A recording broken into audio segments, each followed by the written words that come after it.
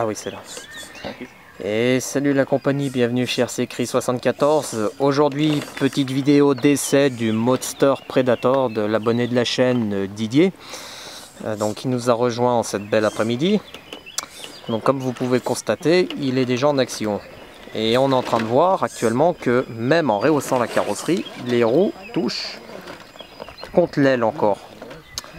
On a remarqué aussi que les pare-chocs avant et arrière sont un petit peu trop en avant et du coup ça touche les cailloux, donc ça c'est pas le top, mais on va dire dans l'ensemble il se débrouille pas trop mal, hein.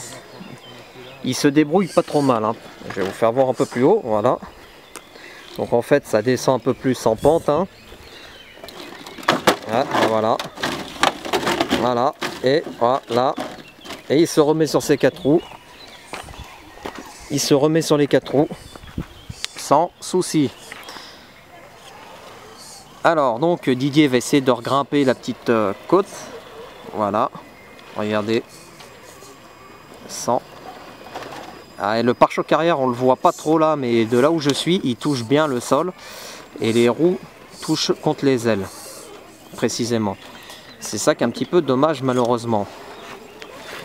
Donc pour ceux qui veulent acheter un crawler comme ça, donc comme je l'ai dit dans la vidéo de présentation, c'est un jouet.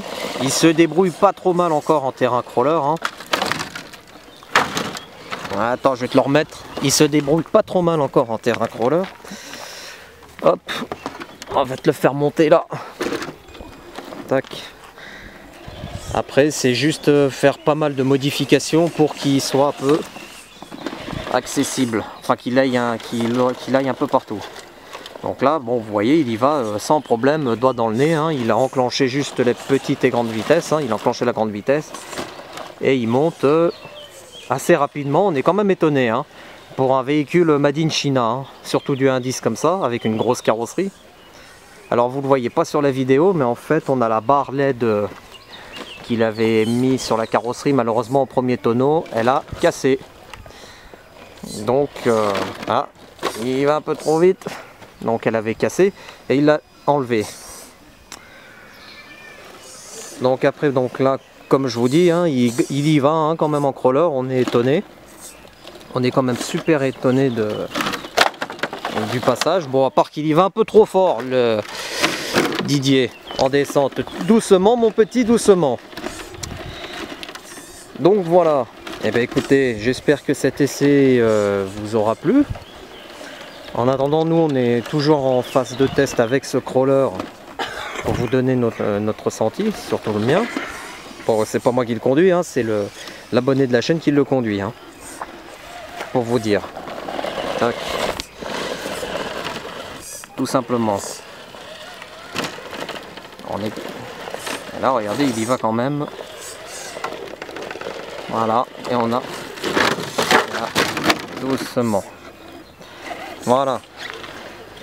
Donc après, comme je dis, hein, ça sert à rien que je fasse des vidéos d'essai de plus de un quart d'heure, 20 minutes, parce que ça sert pas à grand chose. Nous, on le met directement dans le vif du sujet, hein. Je le filme tout de suite dans le vif du sujet. Et ça permet de voir tout de suite les défauts du véhicule. Donc là on a remarqué juste les défauts, même en rehaussant la carrosserie, il va falloir la rehausser un peu plus haut parce qu'on a les roues qui viennent toucher les ailes à l'intérieur. Les pare-chocs sont beaucoup trop larges, donc ils viennent toucher en dessous là, tac, que ce soit devant, derrière. Et puis on verra la modification si les tôles en alu, elles se sont affaissées. Voilà. Et bien écoutez la compagnie, je vous souhaite à tous bon après-midi, enfin bon après-midi, amusez-vous bien avec vos véhicules, soignez-vous bien, et je vous dis à très bientôt pour une nouvelle vidéo. Allez, salut la compagnie.